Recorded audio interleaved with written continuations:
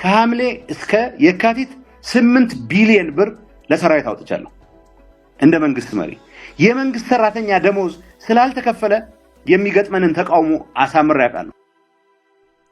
ይህ የሆነው የክልሉ የመንግስት ሰራተኞች የወራት ውዝፍ ደሞዝ ባልተከፈለበት ሁኔታ ነው። በመቶ ሺዎች የሚቆጠረውን ሰራዊት በካምፕ ውስጥ አስቀምጦ መቀለቡ በክልሉ ኢኮኖሚያዊ እንቅስቃሴ ላይ ከባድ ጫና ያሳረፈ መሆኑ ሲነገር ቆይቷል። በትላንትናው ዕለትም ይሄው ጉዳይ በጠቅላይ ሚኒስትር አብይ አህመድ በኩልም ሲገለጽ ተሰምቷል። እንደተባለውም አሁን ባለው ሁኔታ ለትግራይ ታጣቂዎች የሚቀርበው ቀለብ ችግር ላይ ወድቋል። ከተያዘው መጋቢት ወር መጀመሪያ ጀምሮ ደግሞ የሰራዊቱን የምግብ በጀት የሚቀንስበት ሁኔታ እንዲኖር ለሰራዊቱ ክፍሎች እየደረሰ መሆኑን ከዚሁ ጋር በተያያዘ የተሰራጩት ደብዳቤዎች እያመለከቱ ነው። ለየክፍሉ የተሰራጩት ደብዳቤዎች አሁን በትግራይ ካለው ወቅታዊ ሁኔታ ጋር በተያያዘ የበጀት እጥረት ሊያጋጥም ይችላል የሚል ግምት ያለ በመሆኑ ለሰራዊቱ በግራም የሚቀርበው የዳቦ መጠን መቀነስ አለበት ይላል። በፕሪቶሪያው ስምምነት መሰረት በትግራይ በውጊያ ላይ የነበሩት የህወሓት ታጣቂዎች ዲዲአር በተባለው ፕሮግራም ታጣቂዎቹ ትጥቅ እየፈቱ ተሐድሶ ስልጠናዎችን በመውሰድ የተወሰነ መቋቋሚያ ካሽን በመውሰድ ወደ ማህበረሰቡ መቀላቀል ነበረባቸው። የፕሮግራሙን መዘግየት በተመለከተ በኢትዮጵያ መንግስት በኩል የበጀት እጥረት መከሰቱንና የዓለም አቀፍ ፈንዶችን በታሰቡት ጊዜያት ባለመገኘታቸው የሚሉ ምላሾች ሲሰጡም ነበር።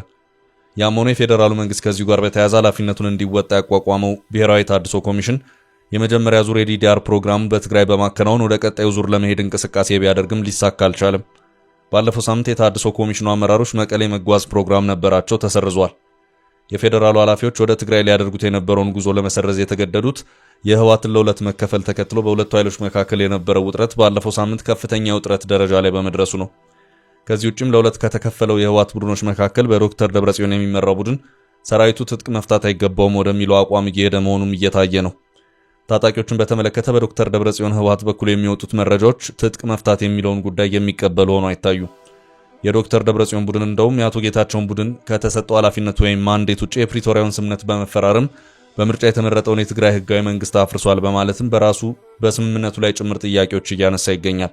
በሰራዊታችን አንደራደርም የሚሉ ድምጾች እየተሰሙ ነው። አንዳንዶች ትግራይ እንደ አንድ ክልል የራሷ የሆነ ጸጥታ ኃይል ያስፈልጋታል፣ በመቶ ሺዎች የሚቆጠር ሰራዊትን በየካምፑ አስቀምጦ ደሞዝ እየከፈሉ መቀለቡ ግን አያዋጣም እያሉም ይገኛሉ። አቶ ጌታቸው ረዳ ከሰሞኑ በዚሁ ዙሪያ ሲናገሩ የተደመጡትም ይህንኑ ነው። ከዚህም በተጨማሪ ቀድሞ የኢትዮጵያ ጦር ኃይሎች ጠቅላይ ኤታማዦር ሹም ጄኔራል ሳሞራ ዩኑስም ከሳምንታት በፊት ከአንድ የበይነ መረብ ሚዲያ ጋር በነበራቸው አንድ ቃለ ምልልስ ላይ ለትግራይ ፈጽሞ በመቶ ሺዎች የሚቆጠር ሰራዊት አያዋጣም፣ አሁን በትግራይ ያለ የሚባለው ሰራዊት ከ200 ሺህ በላይ ነው፣ ትግራይ ይቅርና ኢትዮጵያና ኤርትራ በተዋጉበት ወቅት ኢትዮጵያ የነበራት ጠቅላላ ሰራዊት ከ130 ሺህ አይበልጥም ነበር፣ ሌላው ይቅርና ሰራዊት መቀለብ ቀላል አይደለም ሲሉም ነበር አስተያየታቸውን የሰጡት። ጥርሽልን እኮ ቀሊለ ይኮነን ሰራዊት መቀላል። ጠቅላይ ሚኒስትር አብይ አህመድ በትላንትናው የፓርላማ ማብራሪያቸው ትግራይን በተመለከተ በሰጡት ማብራሪያ ከፕሪቶሪያው ስምምነት አለመፈጸም ጋር በተያያዘ የቀሩ ጉዳዮች አሉ በማለት አንደኛውን የዲዲአር ፕሮግራም አድርገው ጠቅሰዋል። የዲዲአር አለመፈጸም በአሁኑ ሰዓት ሰራዊቱ ለትግራይ ልማት የሚውለውን ገንዘብ እንዲጠቀም አድርጎታል ሲሉም ነበር ያስታወቁት።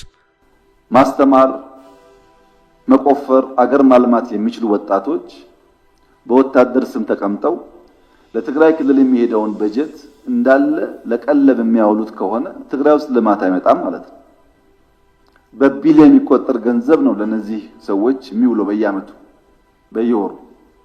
አሁን ባለው ሁኔታ ደግሞ ለዚሁ ሰራዊት ቀለብ በየወሩ እየወጣ ነው የተባለው ገንዘብ በቀለብ ደረጃ ሳይቀር ስጋት ውስጥ በመውደቁ የምግብ በጀት ቅነሳና ቅድመ ጥንቃቄ በሚል በትግራይ አመራሮች በኩል እርምጃዎች መወሰድ የጀመሩ መሆኑን የሚያመለክቱ መረጃዎች እየወጡ ነው።